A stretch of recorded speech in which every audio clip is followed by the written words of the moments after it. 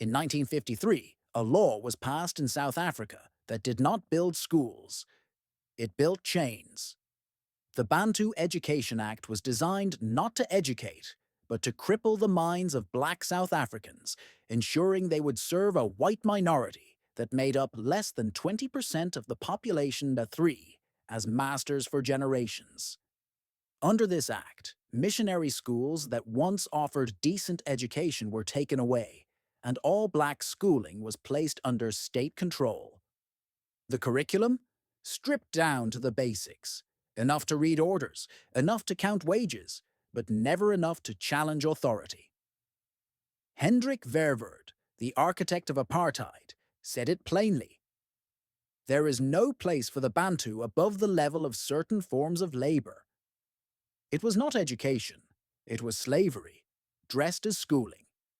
This system guaranteed that black South Africans would remain trapped as cheap labor. 6 miners, maids, farmhands, 6, while white South Africans enjoyed wealth, opportunity, and generational privilege. The brains of black children were shackled so their hands could be exploited, and when students resisted, when they demanded dignity 6, like in the Soweto uprising of 1976-6, they were met with bullets. The Bantu Education Act ended in law decades ago, but its scars are everywhere today.